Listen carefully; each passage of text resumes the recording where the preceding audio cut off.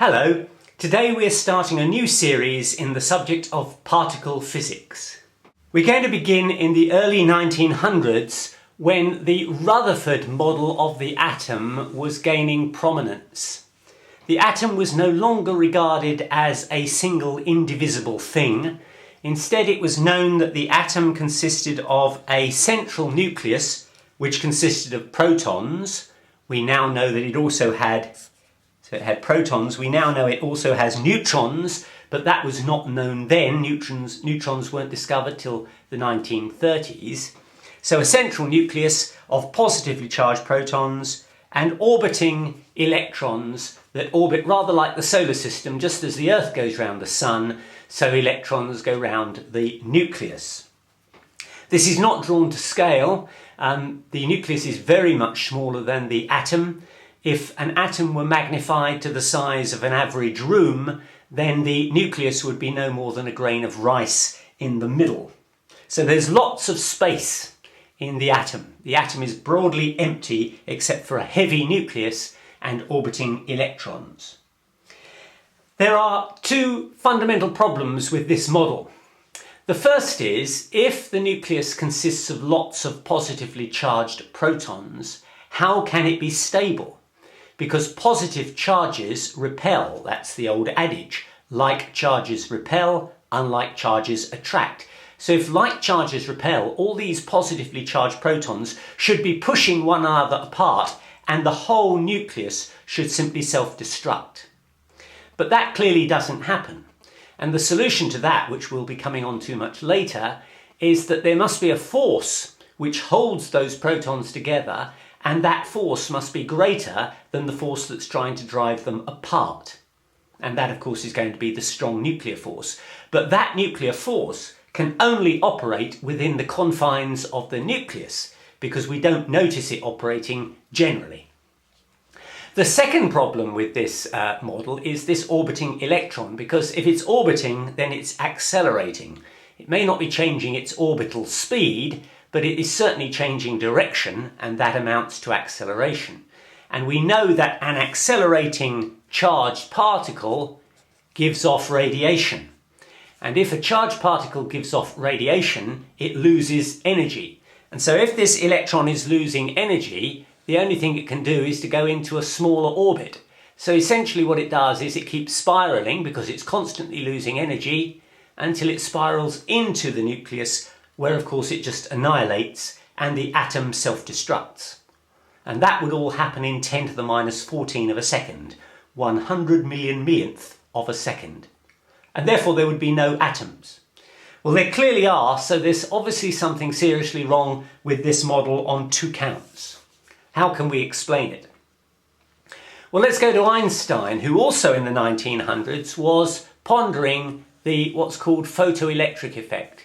If you take a metal and shine light onto it, usually that light has to be in the ultraviolet region, what you will find is that electrons emerge from the metal with varying degrees of kinetic energy, which you can measure.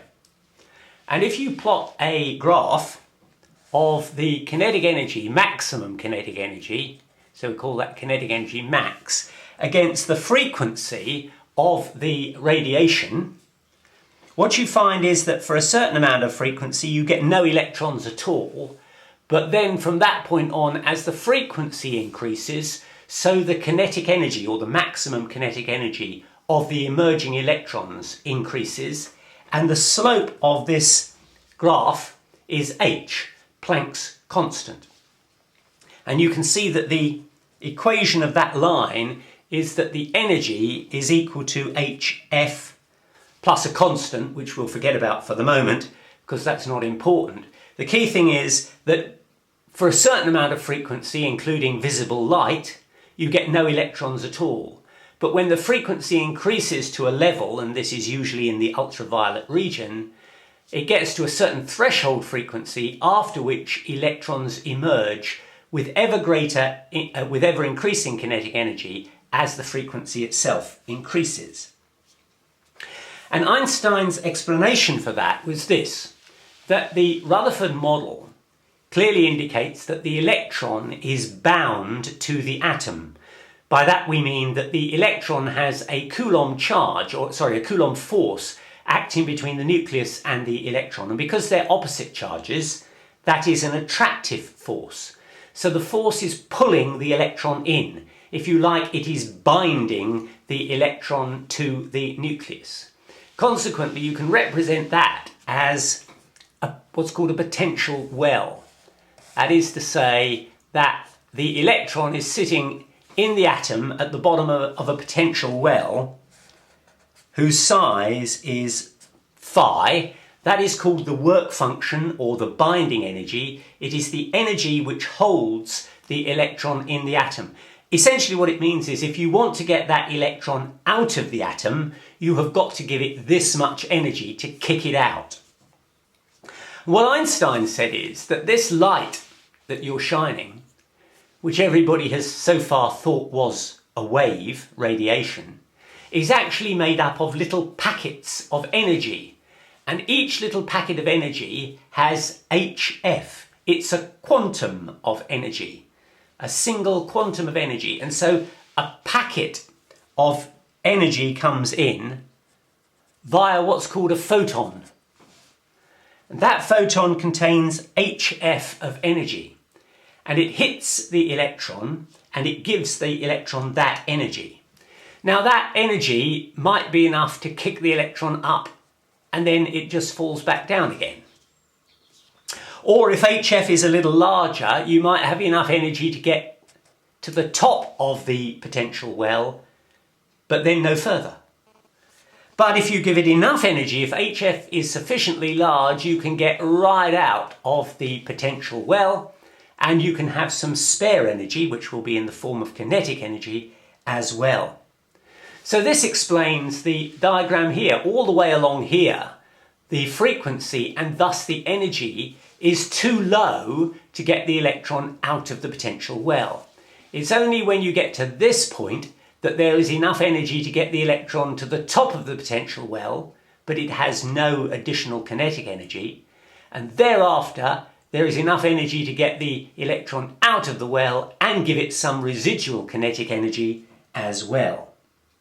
Now, the consequence of this line of thinking is that light, which we had always thought of as waves, is also particles, photons, and each photon carries an energy E equals HF. So light, which was waves, we now understand is also particles. We stick with Einstein. Einstein had developed a very famous formula, E equals mc squared. It comes from considerations of special relativity, and if you look at my videos, my series of 5 videos on special relativity in that playlist, you'll find that we develop the very formula E equals mc squared, and I show you where it comes from. But although this maths that I'm about to do isn't strictly true, it'll do for our purposes. And so what I'm going to do is to take this formula E equals mc squared and rewrite it as m equals E over c squared. And then I can say that the momentum is a mass term times velocity. That's what momentum is. So if we use this mass term E over c squared for the mass, then the velocity, if it were a photon, if it were light, that would be c, and consequently the momentum would be E over c. But just a little while ago we showed that the energy of the photon is HF. So that becomes HF over c. And we know that frequency and wavelength and velocity are related by the formula that c is equal to lambda times f, which means that c over f is lambda. So this just reduces to h over lambda. And just to remind you, the reason for that is that c equals lambda f. The velocity is equal to the wavelength times the frequency. So we can replace c over f by lambda. Now that is Einstein's thinking. That's the logic that follows from E equals mc squared, and the work that was done on the photoelectric effect to suggest that light is made of quantized photons, or the photons have quantized energy, HF. Quantized because, you see, they always come in multiples of h. It's got to be h times the frequency. Now enter the frame a man by the name of de Broglie, or sometimes called de Broglie. And in the 1920s, he took this formula P equals h over lambda, and he did something rather remarkable with it that got him both a PhD and a Nobel Prize. All he did was to say that if P is equal to h over lambda, then it must be true that lambda equals h over P, which in and of itself is not terribly brilliant. Even I could do that. But here's where the cleverness comes in. De Broglie says this line here was worked out on the basis that we're talking about light, and photons of light at that. What happens if we try to apply this formula to something like an electron? Then you get h over, now momentum is simply the mass of the electron times the velocity of the electron. And so, says de Broglie, if this is true, then an electron that has a velocity also has a wavelength. And so something which we had always assumed was a particle, that is an electron, if it has velocity, has a wavelength, and if it has a wavelength, it must also display wave-like properties. Now, of course, he could have been wrong. This could have been a leap too far. But actually, experimentalists took him up on this, and they said, well, if it's a wave, it will display properties of a wave. It will show, for example, diffraction patterns. And so they took electrons and they essentially did the double slit experiment, or they put the electrons through a diffraction grating.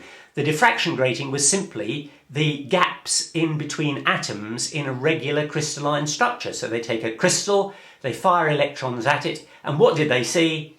A diffraction pattern, which verified de Broglie's assumption that electrons could behave like waves.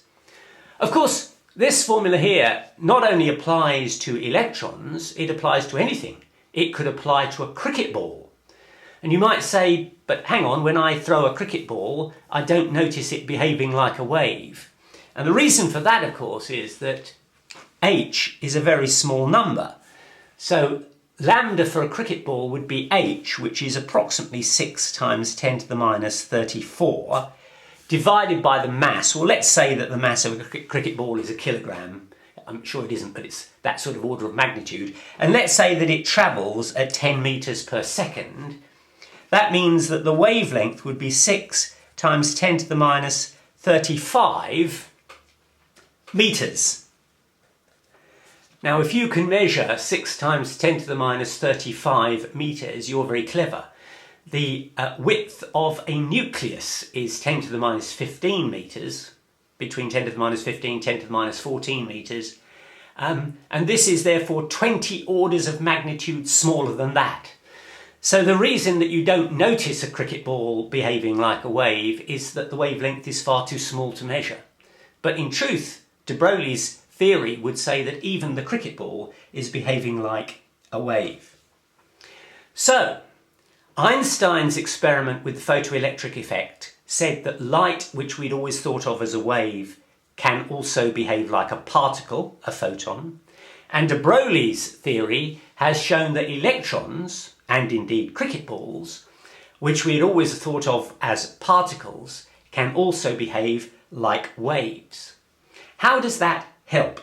Well, if we go back to our model of the Rutherford atom, here's the nucleus, the positively charged nucleus in the middle, and let's say that the atom has a radius r. What we're now saying is that this electron, instead of orbiting the nucleus as a particle, actually radiates around the nucleus as a wave and forms what's called a standing wave all the way round the atom.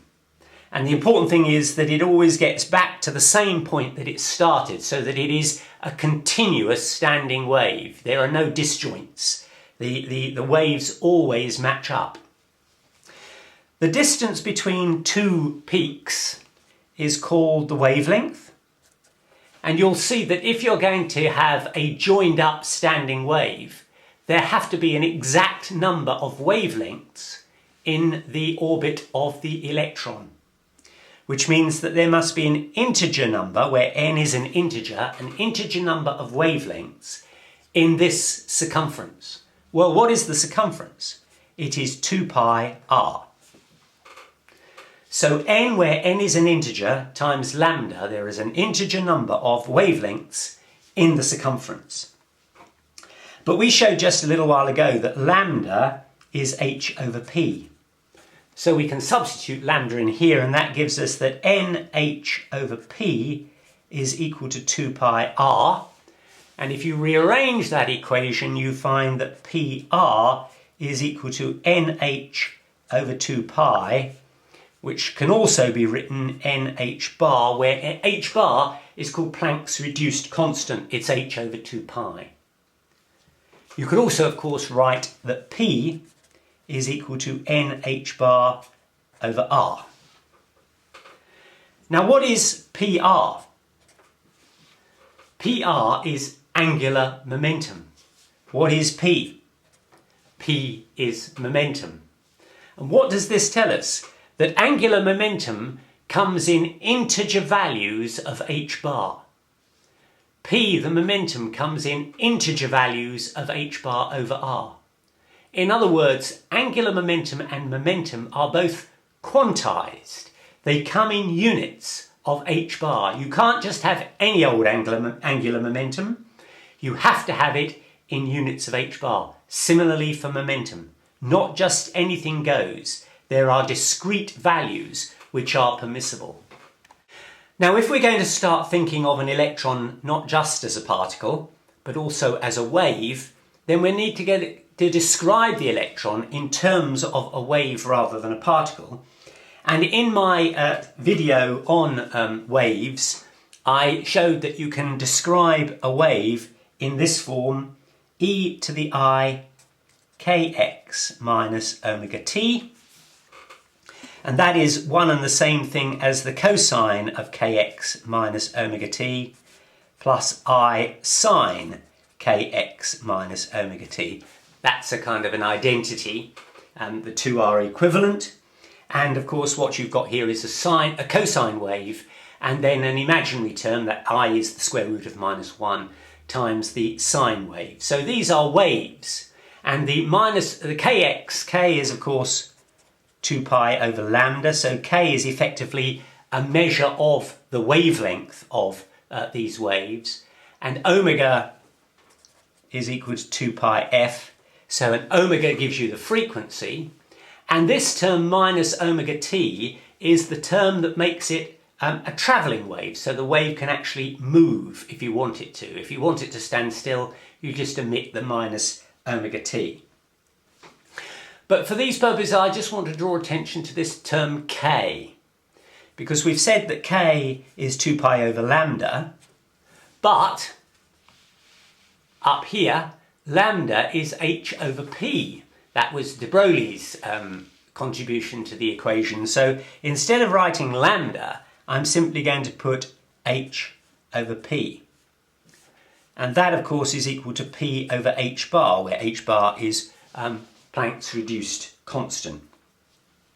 And that means that p is equal to h bar k, which means that apart from the factor of h bar, k is also a measure of momentum.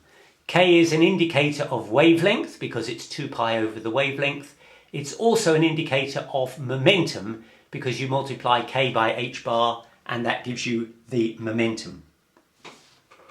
Now, Schrödinger took all this idea that you could have the electron represented as a wave, and he developed a wave equation which will show how the electron, which is required to have quantized momentum and quantized angular momentum, also has allowed energy levels. So only certain energy levels can be occupied by this electron. And I've done a whole series of videos on this in atomic physics. And indeed, I've shown how you can derive the Schrödinger equation in a very simple form, admittedly, on one of my very early videos, which you'll find in the quantum mechanics playlist. But how does all this help with the electron, which you'll remember we were worried was going to spiral into the nucleus? Well, the answer is it will spiral into the nucleus if you think of it as a particle. But if you think of it as a wave, which is constrained in that it can only have an integer number of wavelengths, and it can only have an integer value of momentum and angular momentum, and it can only occupy certain energy levels, which is what falls out of all of this through the Schrödinger equation, then the electron quite happily sits in an orbit around the nucleus because it is not permitted to spiral in, because that would mean it would have angular momentum and energy levels which are not permitted by the rules which we have just identified. So we've just identified what is called wave-particle duality. That is to say that waves, light, which we'd always thought of as a wave, can behave as a particle, photons, and electrons, which we'd always thought of as particles, can behave like waves. But how does that help in situations which we often see in particle physics, where things just change? For example, inside the sun, protons are converted into neutrons plus positrons plus electron neutrinos. So you have a proton and it changes into 3 other particles. And then what happens is that some of the protons that haven't yet changed, 2 in particular, join in with 2 neutrons that have been created by this process, and they form an alpha particle. And in doing so, they release a lot of energy, and that's what causes the sun to shine.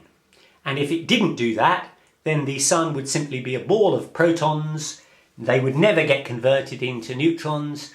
There would never be any alpha particles. There would never be any energy. The sun wouldn't shine, and we wouldn't be here. So how does this happen? Or let's take the situation where an electron meets a positron. So there's the positron, there's the electron.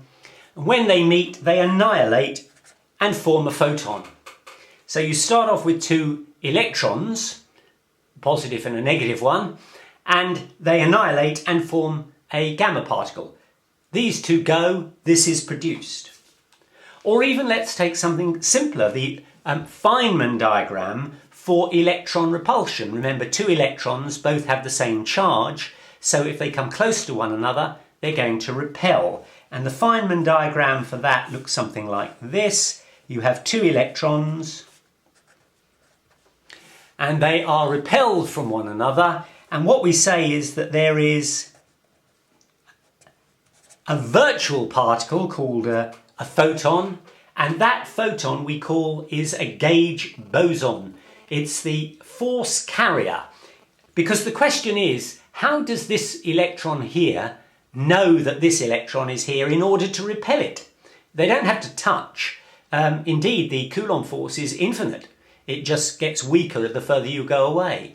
But certainly within a metre or so, there'll be a substantial force that will push the 2 apart. But how do they know that they're there? How does one know that the other is there?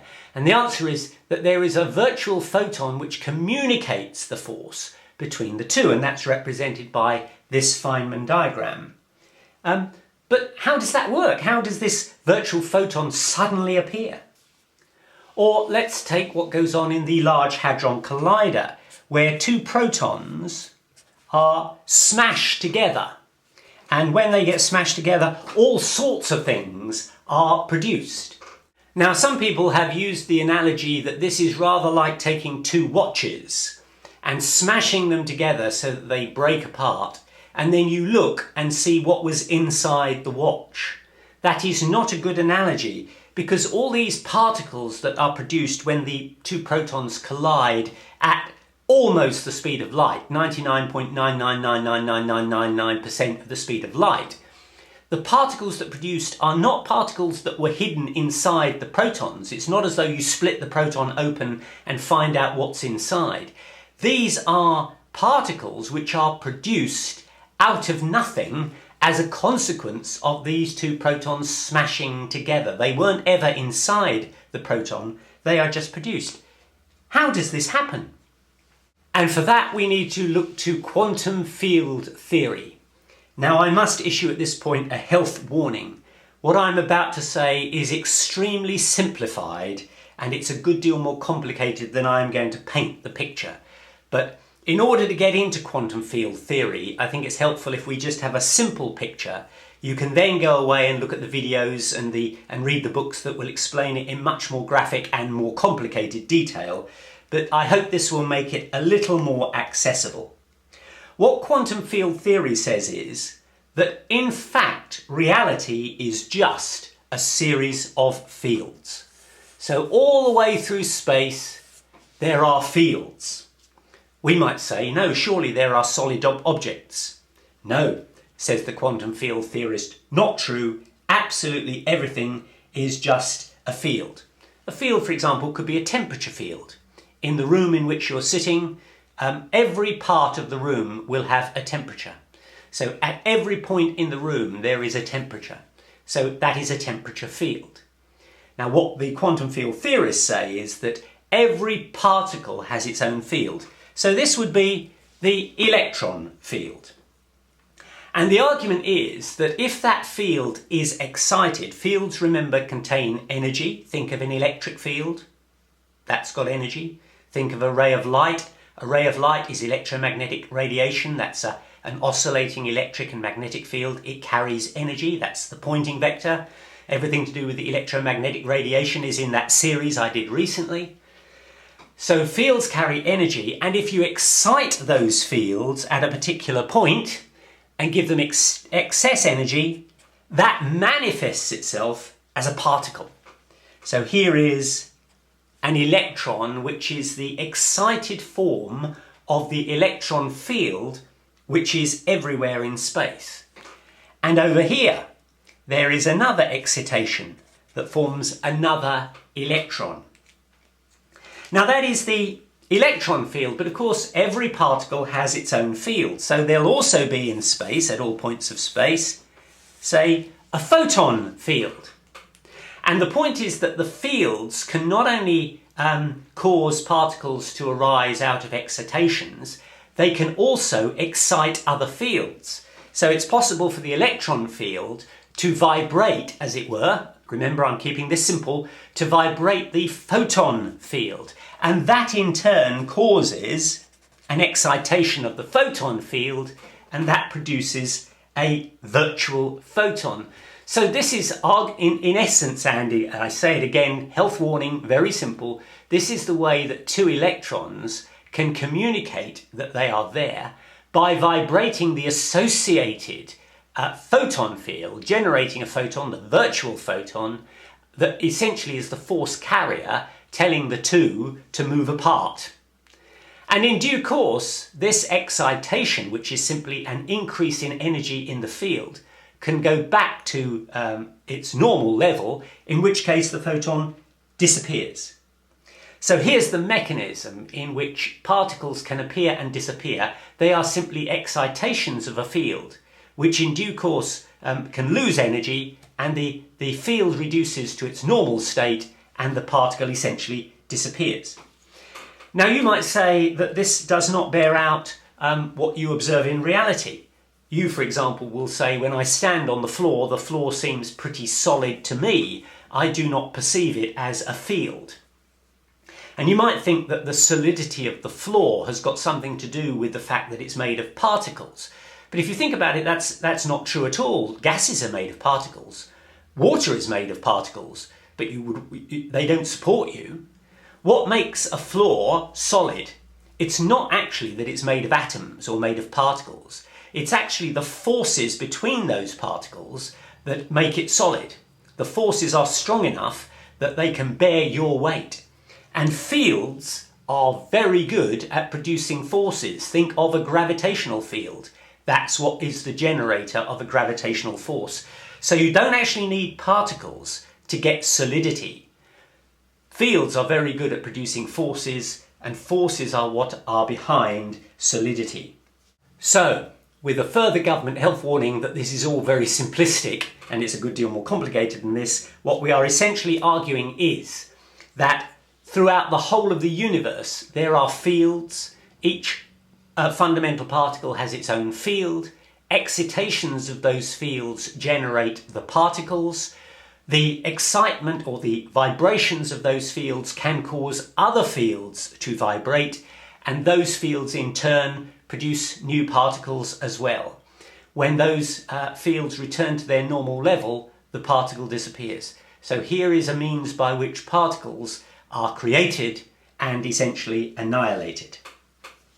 So if we go back to that process that is happening in the sun and we draw it as the Feynman diagram, what we find is that a proton becomes a neutron. A neutron. But actually it first also produces what's called a W plus boson. That W plus boson survives for no more than a merest fraction of a second before it degenerates into two other particles, that is the positron and the electron neutrino, from which we get what I wrote before, that the proton becomes a neutron plus a positron plus an electron neutrino.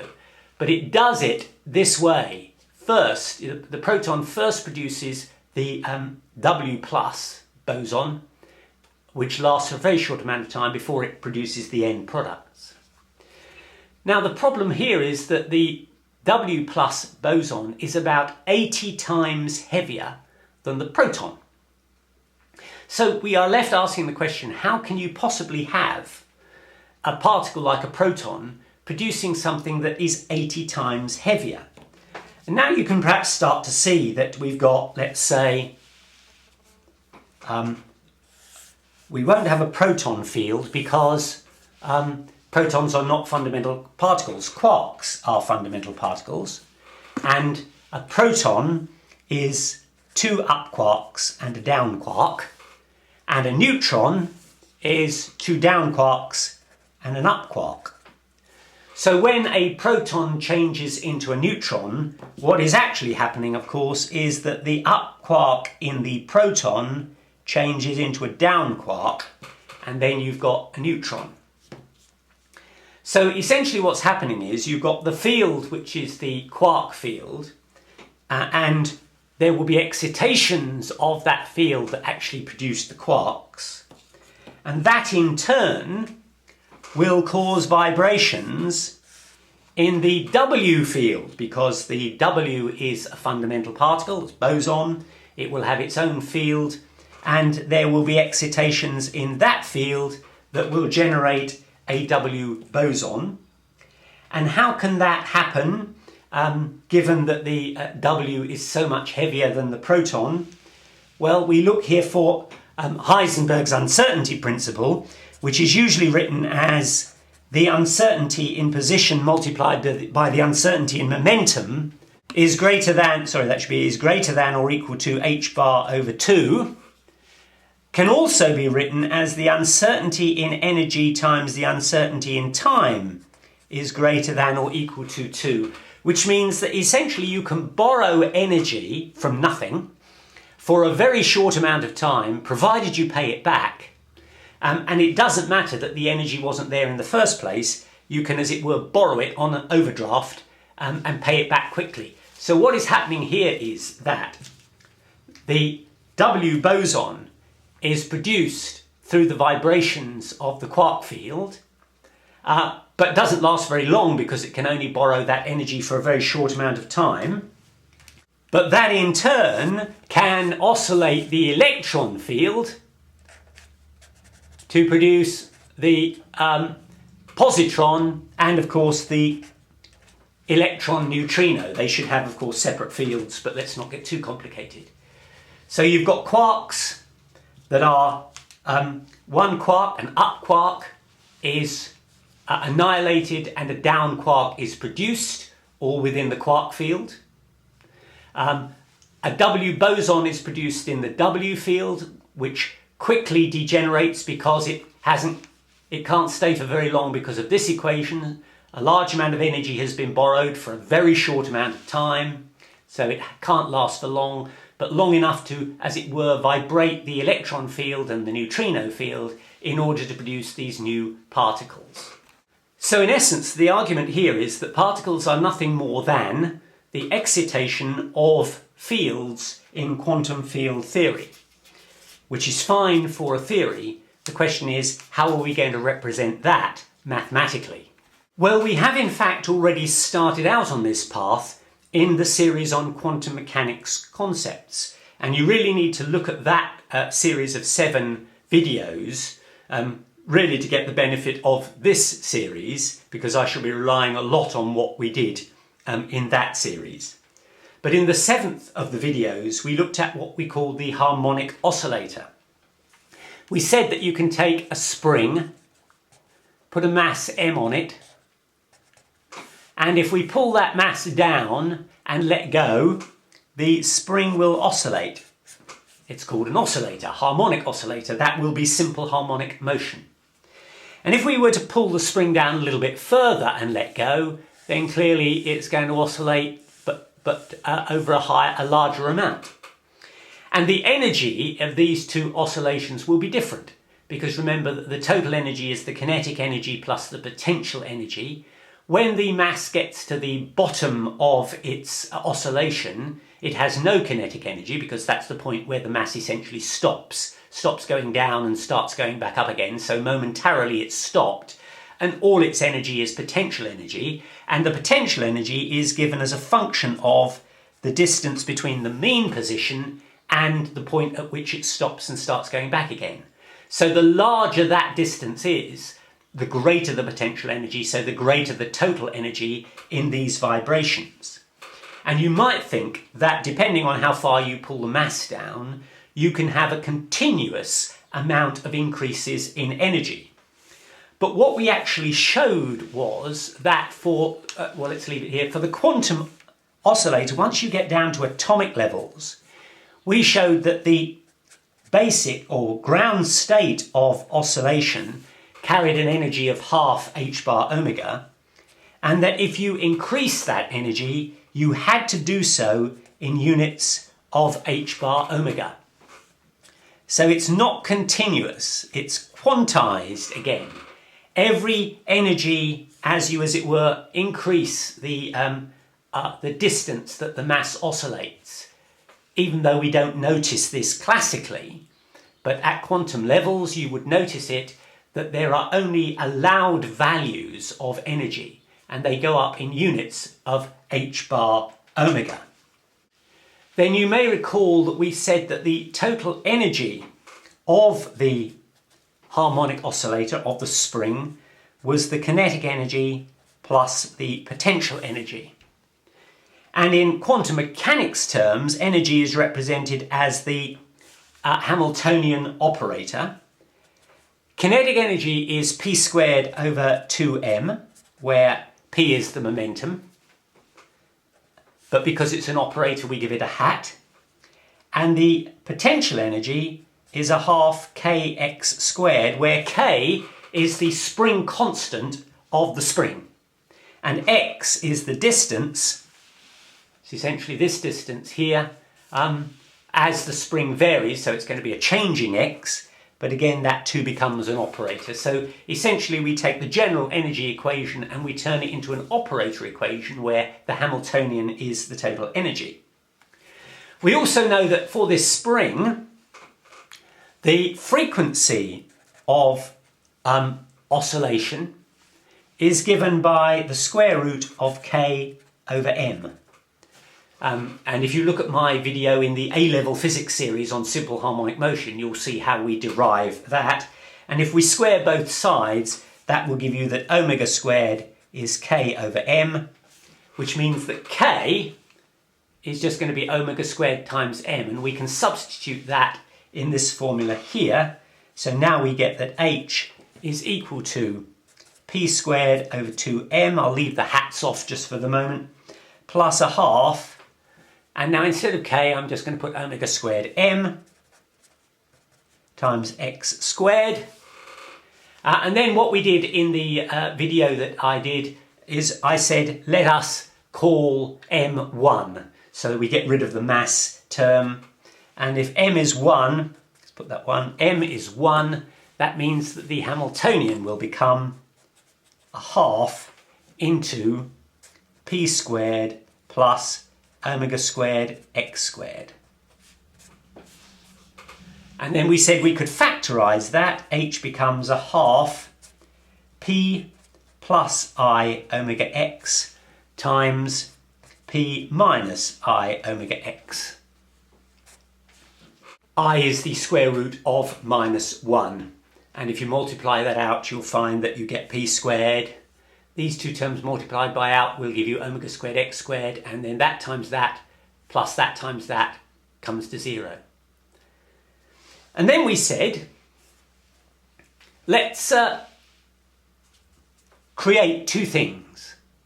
A plus, which we call this term here, p plus I omega x, but we divided it by a constant, the square root of 2 omega. And we said, let's create a thing called a minus, which was this term here, p minus I omega x, divided by the square root of 2 omega. And we showed that the commutator a plus a minus equals is minus 1, not 1, is minus 1. Commutators, just to remind you, are a plus comma a minus in square brackets is simply a shorthand version for a plus a minus minus a minus a plus. If those were just plain numbers, they would always equal 0. 3 times 2 minus 2 times 3 would always equal 0. But these are not numbers, these are operators. And operators do not necessarily commute. That is to say that the commutator does not always equal 0. And in this case it wasn't. The commutator equals minus 1. And the reason we put the square root of 2 omega here is to get it to minus 1. If you just do the commutator of these terms, you get I think 2 omega. And that's the reason why we divide by the square root of 2 omega, so that when you do the commutator, you get minus 1. And what did we find these two operators, a plus and a minus, did? Well, you'll remember that we said that the energy levels of the harmonic oscillator increased in units of h bar omega. You just couldn't have any old energies. You had to go up in steps. And what we found was that A plus took the basic level of the harmonic oscillator and increased the energy by 1 notch.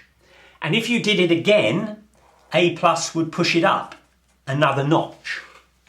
By contrast, we said that if you took A minus on the basic level of the harmonic oscillator, you got to 0, which we will represent as a state 0. It means the vacuum. There is now no energy. There's nothing, it's a vacuum. And so I'm going to make the jump and speculate that what we've identified here are two operators, A plus and A minus. What A plus does is that if you've already got an energy, then A plus will take you up to the next energy level. Or if you have no energy at all, if you have the vacuum, A plus will take the vacuum and convert it into an oscillation at the lowest energy level. By contrast, A minus will always take you down one energy level, and if you're at the bottom energy level, A minus will take you back down to the vacuum state. So these are creation and annihilation operators, in the sense that if you've got nothing, A plus will create you an energy, and A minus will take the lowest energy and take you back to the vacuum. And they are also ladder operators, in the sense that if you have got an energy, A plus will move you up an energy level, and A minus will move you down an energy level. And now I'm going to relate this to the fields that we spoke about earlier. The vacuum is just the field. A plus comes along and acts on the field and produces a particle at the lowest energy level. And further applications of A+ will increase the energy of that particle and put it into a higher energy level state. A-, on the other hand, will reduce energy levels, or if you are at the basic energy level, it will annihilate the particle and take you back to the basic field. That is how I'm going to link the creation and annihilation operators with the idea of a field whose excitation, i.e. application of A+, produces a particle. And where you annihilate that particle, you apply A-. So let's assign energy levels. Let's say that, remember, they are quantized, they go up in h bar omega, and we'll give each energy level a number. 1, 2, 3, 4, and that is essentially the value n, an integer number of h bar omegas.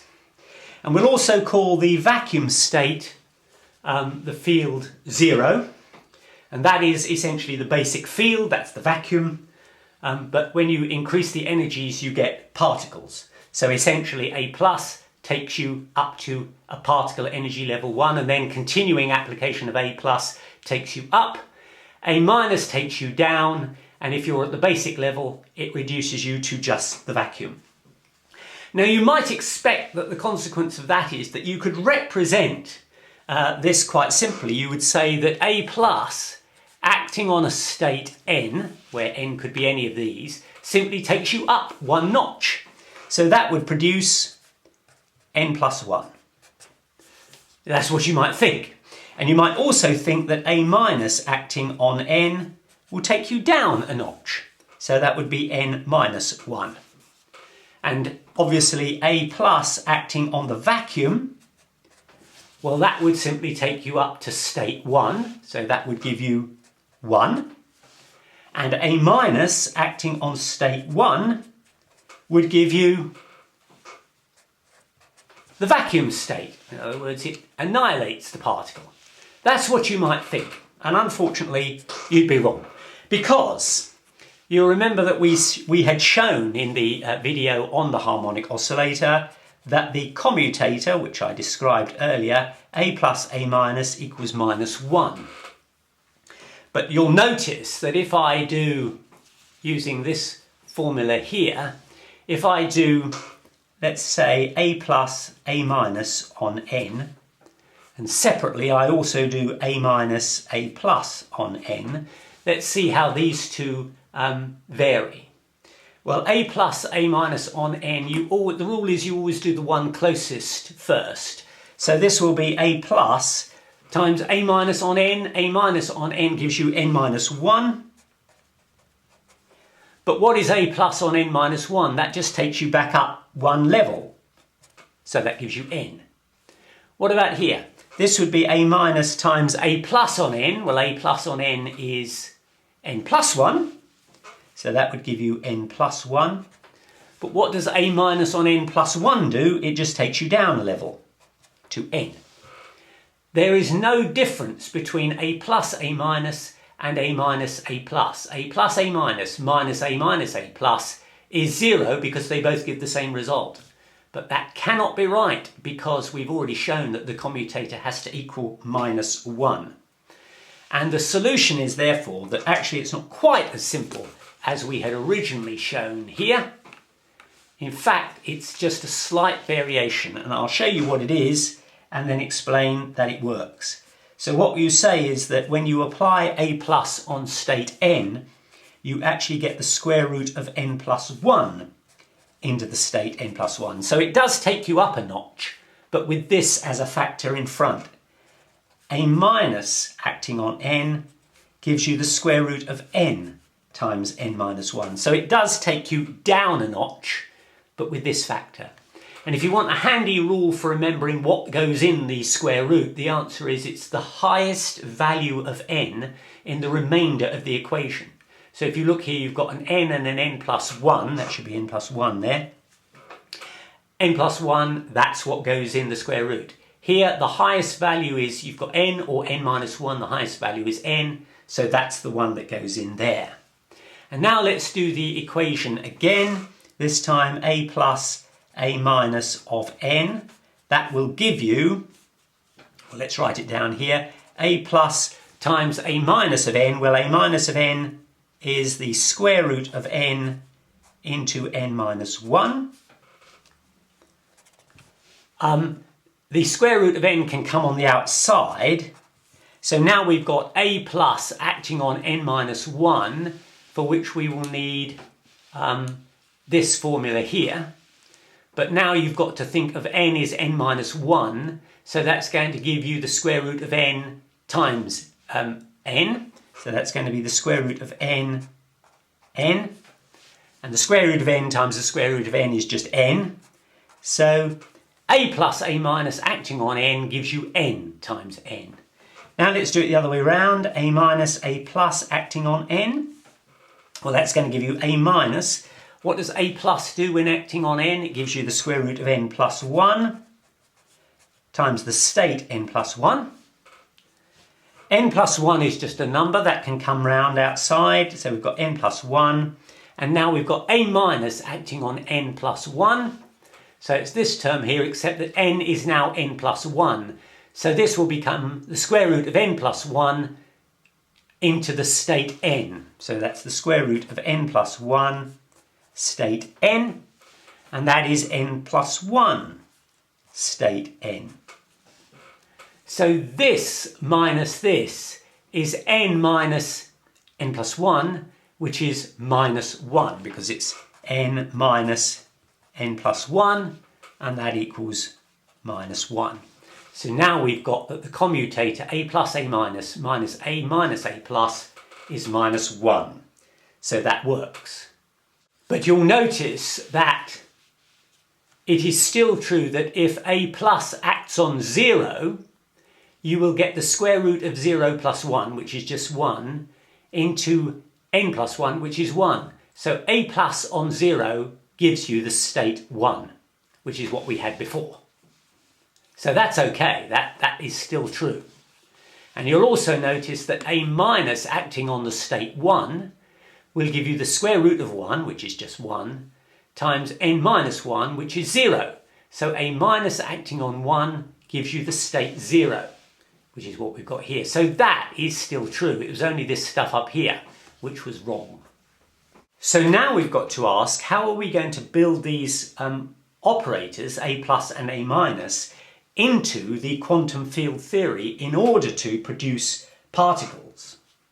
Well, we've got these things called fields. And think about electromagnetic radiation. That's a field. It is oscillating electric and magnetic fields, as I showed in the series that we did on electromagnetic radiation. So now what we're saying is that every particle has its own associated field. But what does that field look like? Well, we don't know. What we do know is that waves are regular. That is to say, there is a frequency, there is a wavelength. This is the wavelength, and they pass by a certain number of cycles per second. And the point is that whatever the wave looks like in one wavelength will be exactly mirrored in the next wave and in the next wave. They always look identical. But what is the shape of the wave here? Well, it could be anything. You just don't know what shape it could possibly be. It could be any old shape. Subject to two rules. The first is that the start point and the end point must be the same, because the end point becomes the start point for the wave in the next wave, in the next cycle, if you like. So the two endpoints must be the same, and the wave must have a single value for each position. In other words, it can't do this. It can't have more than one value for any given position. But subject to that, it could have any shape you like, this field. Fourier came along, and he is responsible for what's called Fourier analysis. And what he said was that you give me any field you like, as long as it has the requirements that we set out before, that the start point and the end point are the same, and that it is regular. So if that is one wave, then it is repeated exactly in the next cycle. I can produce that wave for you, whatever shape you like, even a square wave, by a combination of, or a superposition of, sine waves or cosine waves. The only difference is they will have different amplitudes and they will have different wavelengths. So I might have very small waves, I might have very large waves, but if you add them all up, if you get the right number with the right number of wavelengths and the right number of amplitudes, you can generate any shape wave you like. And the way that is represented is to say that the wave, which is going to become our field, which is generally represented by psi, is the sum of, over k, alpha k, which is the varying amplitudes of the waves, times, we don't use sine and cosine, we actually use the e to the I kx term, which is the combination of cosine plus sine, and k, of course, is a representative of the wave, it is the wave number, it's the representative of the wavelength, because k is 2 pi over lambda. So what essentially is we've got is this is a wave with an amplitude and a wavelength, and the amplitude is associated with that wavelength, and then you just add up loads and loads of these waves, all with different wavelengths and all with different amplitudes, and that produces any shape field you like. So any field can be represented as a combination of plane waves e to the ix. And of course I can also write the complex conjugate of that wave, which we developed in the series on quantum mechanics concepts, and that will be the sum over k of the complex conjugate of the amplitude times e to the minus ikx. Now it turns out that if you want to convert these into the fields for quantum field theory, that the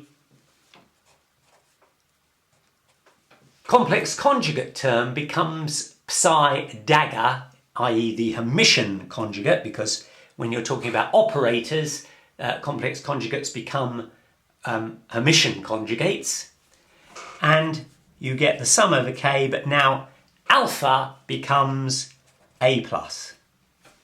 The creation operator sits in there, and that will have a value for each value of k times e to the minus ikx. So it's essentially this term, but it's now, instead of complex conjugate, it's the Hermitian conjugate, and instead of the amplitude term here, you have the creation operator. So this is the field operator which creates the particle with wavelength k, but remember we also showed that p equals h bar k, and so that k is a proxy for p, the momentum. So what we're essentially saying is that a plus is creating a particle with momentum related to k, momentum h bar k. H bar is a constant, of course.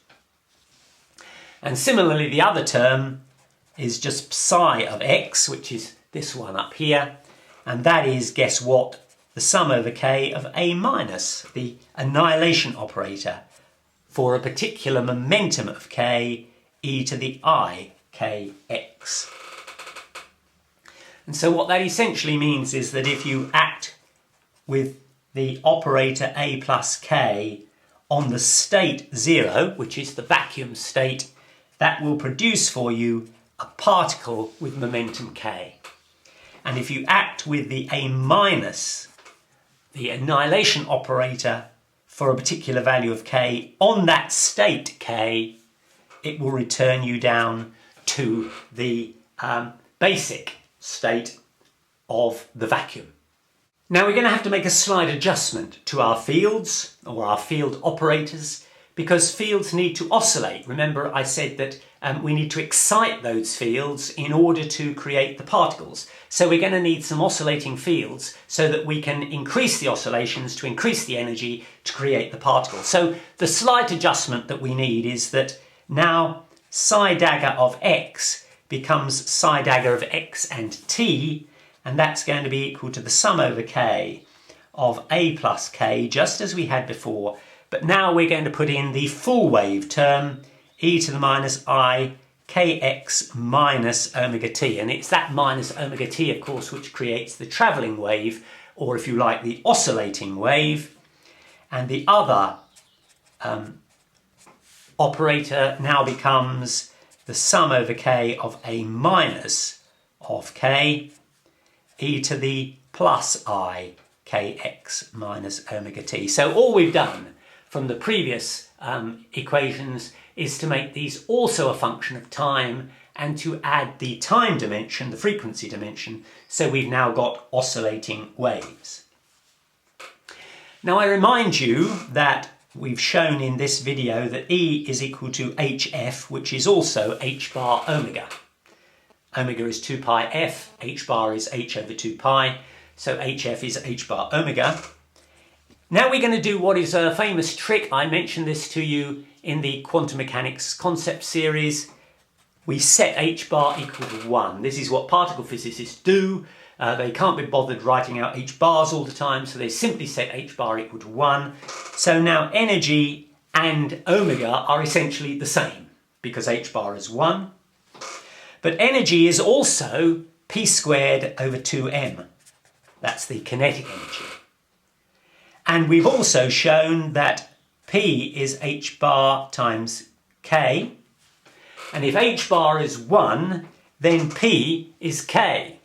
So P squared over 2m is just k squared over 2m when h bar is 1. And we're going to need those in just a little while. So we'll box those so we remember where they are, because I'll come back to those in a little while. Now what I'm going to do is to take this term here. I could take this one, but we're going to start with this one. And I'm just going to differentiate it with respect to time. So d psi by dt is equal to, let's keep it on so you can see it, well, the sigma over k, a minus k, is not going to change. And when we differentiate this term with respect to time, we bring the minus I omega down here, and then we just leave this term as it is, e to the I kx minus omega t. Now let's differentiate this term with respect to x. Let's see if I can keep it in. d psi by dx is going to be equal to, well, obviously all of that lot is just going to stay as it is, so that's going to be sigma k a minus k. And now we're going to differentiate with respect to x, so we bring the ik down before the exponential term and leave the rest as it is. So that's going to bring an ik down and leave e to the I kx minus omega t. And now let's say I do it again. I now get d, in other words, differentiate with respect to x again. So it's d2 psi by dx squared is going to be, well, sigma k a minus k. Now we bring another ik down. So this is now ik squared e to the I kx minus omega t. And now I want you to notice that these two terms here, d psi by dt and d2 psi by dx squared, have got common terms in them. There is a common sigma over k, a minus k. Those two are in common. And there is a common e to the I kx minus omega t. Those are common. So if I divide both sides of this equation by minus I omega, and I divide both sides of this equation by ik all squared, then they will be the same, because what's in red is the same. So in other words, see if I can leave that up there. If I do d psi by dt, but divide that by minus I omega, that will give me the term in red. And on the other side, if I divide d2 psi dx squared by ik all squared, then that will give me the term left in red. And that means those two things will be the same. d psi by dt divided by 1 over minus I omega is going to equal d2 psi by dx squared divided by ik all squared. So let's see how far we can go with that. That means that if I multiply d psi by dt, if I multiply both top and bottom by I, I'm going to get an I at the top. Minus I squared is just going to be plus 1, so that gives me an omega at the bottom. And that's going to be equal to d2 psi by dx, that should be dx squared of course, dx squared. The I squared becomes a minus 1, so that can come on the outside, that's minus, and that just gives me 1 over k squared. But, up I go here, omega is k squared over 2m. So k squared is omega times 2m. Yeah? Omega, which is our proxy for energy, we've set h bar equal to 1. Omega equals k squared over 2m. So k squared is omega times 2m. So here, for k squared, I'm going to simply put omega times 2m. Now you'll notice that the omegas cancel. And I've got that I d psi by dt is equal to minus 1 over 2m d2 psi by dx squared. Do you recognise that equation? Well, you should. If I put back the h bars, which we took out by setting h bar equal to 1, we get ih bar d psi by dt equals minus h bar squared over 2m d2 psi by dx squared, and we usually put a potential term in there as well, and that is the time-dependent Schrödinger equation. So we're getting back to things that we're familiar with, having started with this concept of quantum field theory, which we will develop in the next video.